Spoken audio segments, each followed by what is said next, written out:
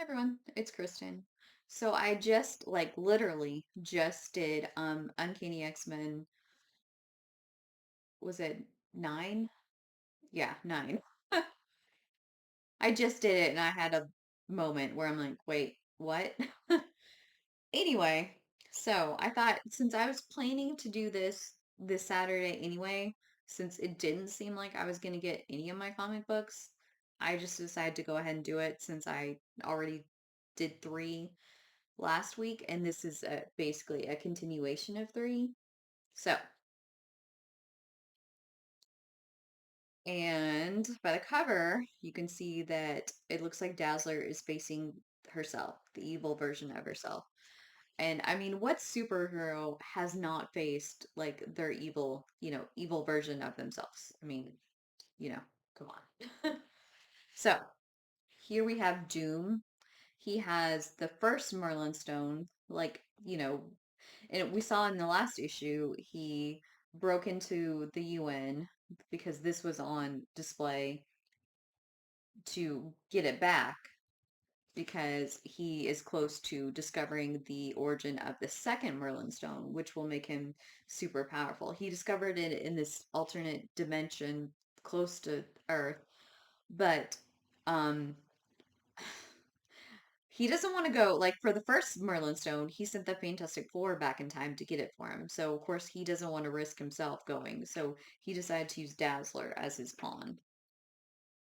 So basically he's recapping what happened, and he's telling Dazzler, hey, if you try to break out of your plexiglass prison, my robots will take care of you.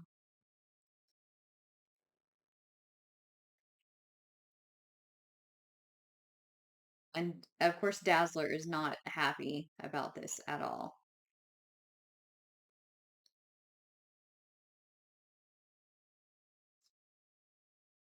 So basically, she's like, so what, what am I doing here? Because remember, she was unconscious. And of course, we, the readers, know what she's doing there. And so, so Doom, okay, this, uh, anyway, so he explains what he's doing. He's like, you are going to go into this other dimension for me. Like I remember drawing this image, when I was a little kid, like redrawing it and coloring it in, um, just because like I thought it was very striking.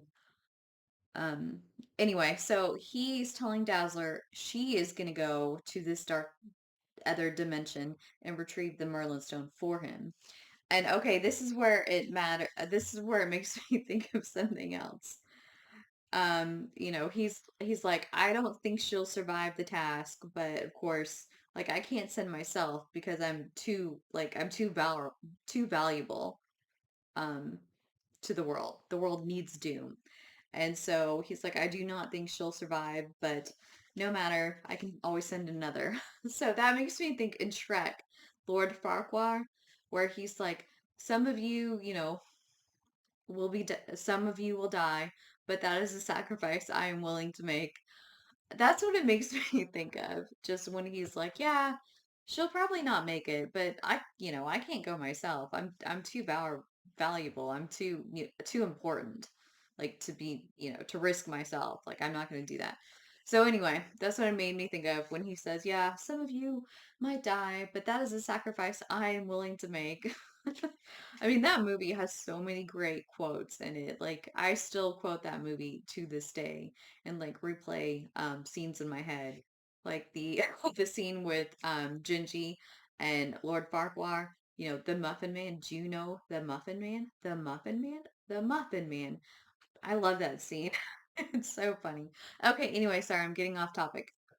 Okay, so since Johnny was sitting in the audience waiting for Dazzler to show up and perform, he is already there on scene. They're trying to figure out what happened and what happened to Dazzler. And here's the chief security officer, and she's trying to figure out what happened. And you know, they mentioned Doom because this was his collection, and then the guy the ambassador to Latveria who was plotting to steal the jewels mentions Doom. He says, Doom, could have had the jewels, everything, if not for Doom. So Johnny, that like something clicks, of course, like, oh my gosh, Doom, I have to warn the others. So they call Dazzler's house, her dad's house. Her grandmother answers, and they tell her, that Dazzler is missing. And the dad, he's sitting in his study, and he, basically they say his wife, he lost his wife under mysterious and painful circumstances, which I don't remember what that is. I mean, I'm going to continue, doing these on like every week, do one of these. So maybe we'll find out because I don't remember what the mysterious and painful circumstances were. So maybe we'll find out. I'm assuming. I don't know. We might not because like sometimes they do leave cliffhangers and you're like, okay, well, that never got addressed, but okay. So, and he's just like, he's not sure how to feel because he and his daughter have always had a contentious relationship with the fact that he wanted her to be a lawyer and then judge following in his footsteps. And of course, she wants to be a singer. And he says he's most disturbed by the fact that he, can't cry or shed any tears for his missing child. So we see Dazzler in this other dimension, she's disoriented. She's like, I don't know what's going on. And she sees a road below her. And so she's like, I'm gonna go for that road because I think it's solid. So I'm gonna go ahead and go for it.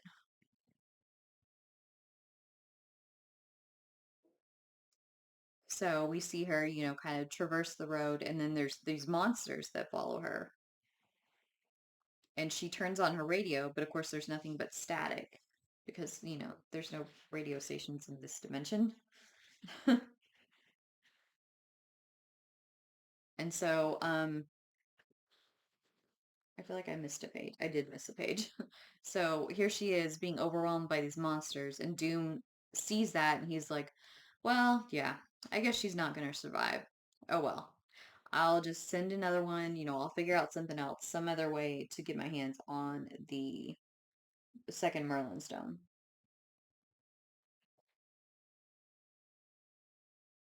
He's like, it's no big deal. I've just lost a little bit of time. So his attention goes away from the monitor. And so he doesn't see that Dazzler, even though she's overwhelmed by all these monsters, she uses the sound of the monsters and like the background hum of this dimension to fuel her powers, and she breaks out and she collapses and she's like, if I had joined the X-Men when they had offered, in Uncanny X-Men 131, then I would be able to, they would have taught me how to use my powers better and hone my skills, and I wouldn't be so, helpless, so exhausted, and I would be able to use my powers more efficiently. So I think it's funny that they, of course, threw that in there.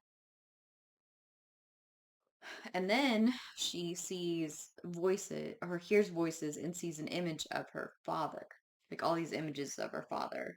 Like, he's saying, Allison, you failed me. You're a disappointment, a disgrace, a traitor, a coward. And she's like, that's, my biggest nightmare when I was little is a little girl is disappointing my dad, not getting his approval. And she's like, but I'm a big girl now. Makes me think of the I don't know what it was an ad for, but it's I'm a big kid now.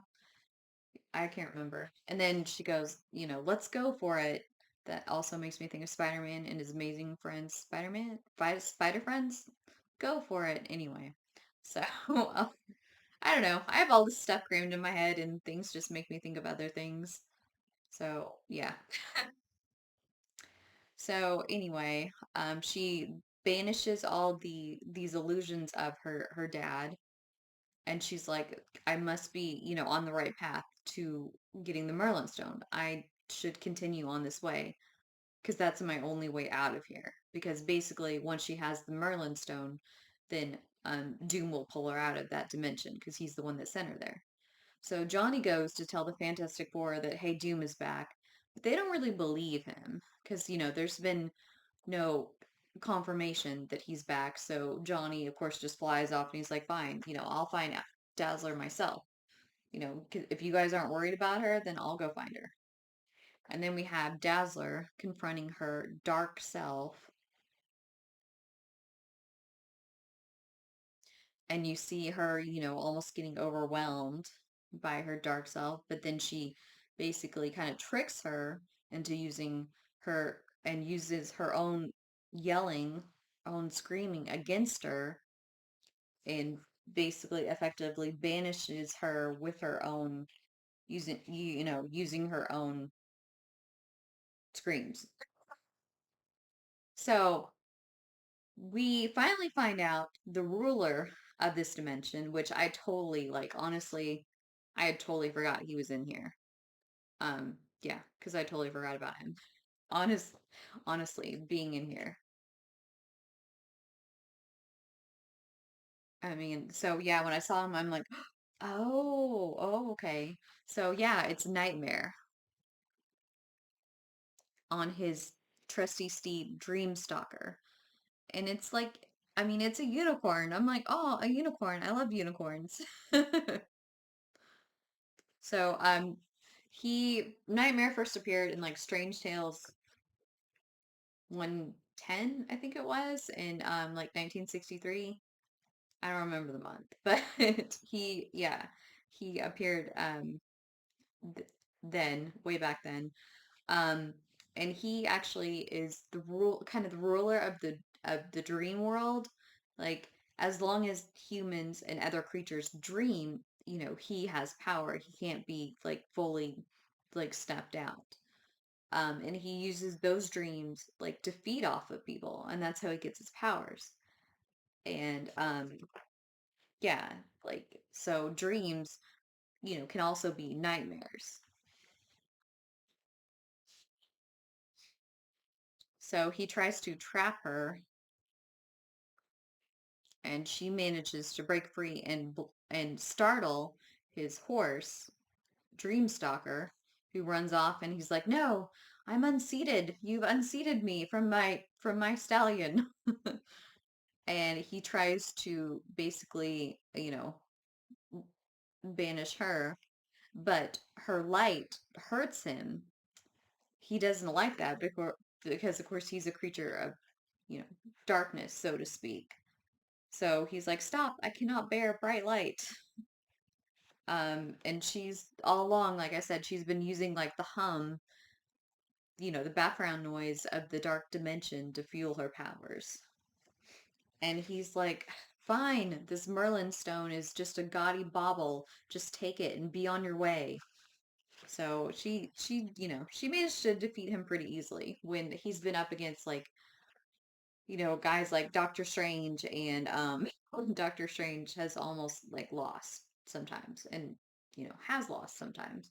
So yeah, it's just, like I said, it's Dazzler's book. They're trying to, like I said, make her more popular, more accessible, more whatever. So they bring in, big characters like Doom, and powerful characters like Doom and Nightmare and etc., and other, heroes that we know, like as Spider-Man. I'm pretty sure Spider-Man makes an appearance at some point in Dazzler. And the X-Men, of course, guest star. You know, we'll see. Like I said, there's a lot of guest stars in Dazzler because they wanted to make her popular. And I mean, the original plan was to have her be an actual like pop star, release an album of hers that you could buy and you could listen to. And I don't know when that kind of fell by the wayside, but I mean, of course, her series only lasted like 40 40 or 42 issues, and I think I want to say on the last cover it says, "Because you demanded it." the end of Dazzler, or the end of the Dazzler series. And I'm like, well, that's so sad. Because a lot of the times X-Men says become because you demanded it, like the return of Colossus or the return of Iceman or whatever. And I'm like, well, that's sad that fans demanded that Dazzler ended, but I guess what they meant is Dazzler wasn't selling as well as they thought she would, so they ended her run. So, anyway, so he gives her the Merlin stone. Doom sees she has the Merlin stone, so brings her back, and he's like, "Yes, now I have two stones. It'll make it so much easier to find the rest of the stones." And Dazzler's, her radio falls on the floor. It started playing music, so she uses her powers to, trick the robots into firing on each other, and then uses a laser to bounce off all the shiny surfaces and destroys the Merlin stones.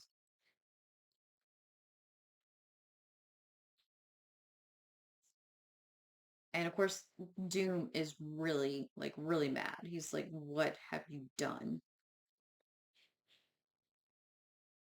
Oh, he says, "You self-righteous fool." Okay, so anytime someone says fool, it makes me think of all the Disney villains, like in the animated cartoons, because, like, I'm pretty sure Maleficent says it, Ursula says it, Cruella de Vil says it. Like, that's the ultimate insult for a Disney villain to hurl at you, is to call you a fool. So that's what it made me think of. But I guess they're, Disney cartoons, so they can't really go after you. So calling you a fool is pretty, I guess, pretty harsh in Disney vocabulary at the time. So anyway, he calls her a fool, and she faces him again, like manages to overwhelm him for a second, but he has caves the ceiling in and has it come down on her. So she's knocked out, and Doom is like, "Now time to finish you." And then he sees on the monitor that the Human Torch, is near, has found his hideout, and he's like, "How could he have found me so quick?" And Johnny had been going to all of Doom's known hideouts to see if he could find Dazzler. And so he finds Dazzler, and she's like unconscious and hurt really badly, he says. And so he starts crying because he thinks she's done for. I mean, of course she's not done for. And it says continued in the next issue, most definitely. So, like I said, Dazzler is just a kind of a lighthearted, fun series, um, where it brings in major characters. This one was last two issues have been Doom and Fantastic Four, and then yeah, like I said, I totally forgot about Nightmare being um in this issue, which is I mean, he's an interesting villain. Like, he can't really cross over into the physical world, so to speak, but he has power over you in the dream world. And so if he wins kind of in the dream world, then you're kind of stuck there. You kind of die, so to speak, in real life. Just kind of, I guess it kind of makes me think of like the astral plane. Like, if you die on in there, and then you really die. So anyway, yeah, I totally forgot he was in this issue, honestly. But it's like I said, it's fun to see. I think that's the part of the fun of Dazzler. It's fun to see what guest characters they bring in for her series. Because pretty much that's what this series is. Dazzler, guest starring whoever, or Dazzler faces off against this big bad villain sort of thing. So anyway, yeah, now that I've done these two videos, I am going to go to the kitchen and do my calendar, my stamp calendar video. I mean, I could just do it in here since I'm already like set up for here, but at the same time, um, I kind of like Dazzler, to join me for those videos. I mean, she hasn't been joining me as much. Like for the advent calendar videos, she joined me almost every single day. So I feel like now she's like, yeah, I've, been there, done that. I'm bored of this because she is a cat. So, yeah. So, hopefully you will join me for that video also. So, I'll see you in just like a couple minutes, basically. So, until then, bye.